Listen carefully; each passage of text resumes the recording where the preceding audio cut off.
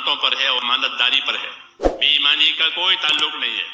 پورا دین امانت داری پر کھڑا ہے. حضور صلی اللہ علیہ وسلم کو سب سے پہلے اللہ نے امانت دار ظاہر کیا تھا. نبوت ظاہر ہونے سے پہلے امانت داری ظاہر کرائی کہ ہمارا یہ بندہ امانت دار ہے, ہمارا یہ بندہ سب سے زیادہ سچا اور وفادار ہے. یہ بنیادیں ہیں ہماری کام کرنے کی کہ دین کا کام اور اللہ کا کام کیسے کرو گے. یہ پوری امانت داری سے کریں گے کیونکہ ہم کو یہ چیزیں بطور امانت کے دی ہیں. تو مولانا محمد یوسف صاحب رحمۃ اللہ علیہ فرماتے تھے کہ ہم امت کو اس غلطی میں سے اس محنت کے ذریعہ بچانا چاہتے ہیں کہ انہوں نے جان مال کو اپنا ہی سمجھ لیا ہے کہ جان مال ہماری, جیسا چاہے کریں, جو چاہیں کریں. یہ اپنی صلاحیتوں کو برباد کرنے والی بات ہے کیونکہ جتنی آزادی آئے گی اتنی بربادی آئے گی. قاعدہ ہے کہ ہر کام میں آدمی آزاد ہو کر کام کرے تو جتنا بڑا کام اتنی بڑی بربادی, اور جتنا بڑا کام اتنی پابندی. پھر اس کام میں خوبی آئے گی.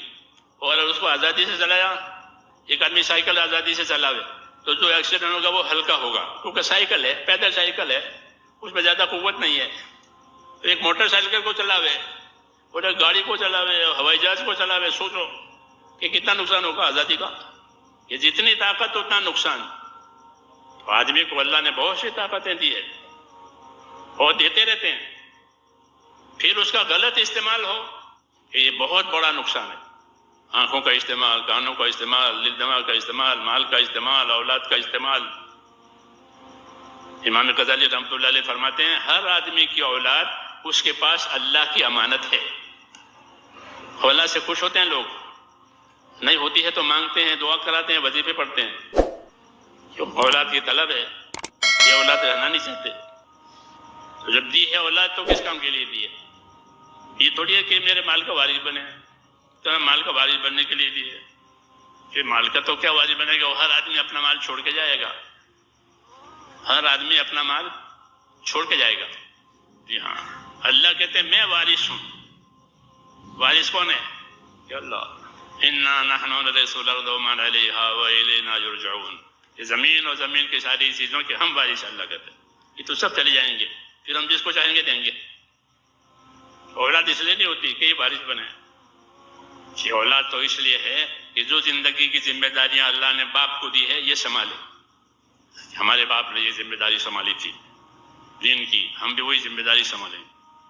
تو یہ اصلی بات ہے. تو مولانا کی بات کہہ رہا تھا میں کہ ہم امت کو اس غلطی میں سے بچانا چاہتے ہیں کہ امت نے اپنی صلاحیتوں کو اپنی سمجھی ہے کہ ہماری ہے, جو چاہیں کرے.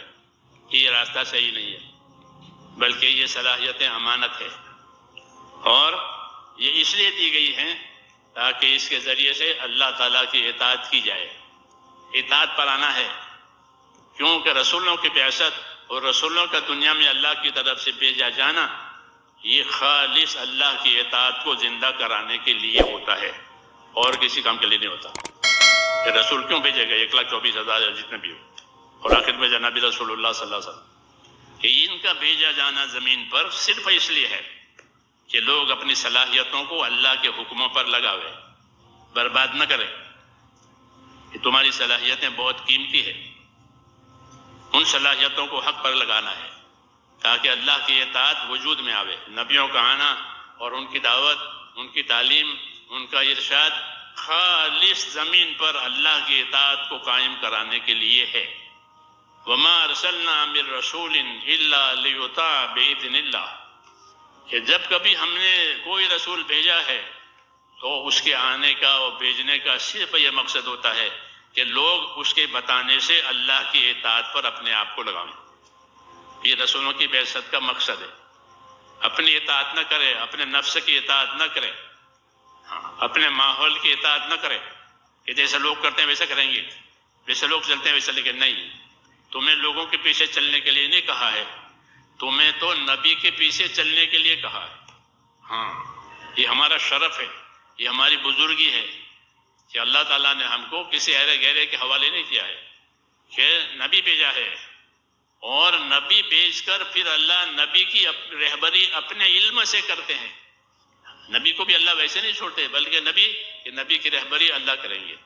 مولانا محمد الیاس صاحب رحمۃ اللہ علیہ فرماتے تھے کہ قرآن جو ہے وہ نبی کا رہبر ہے.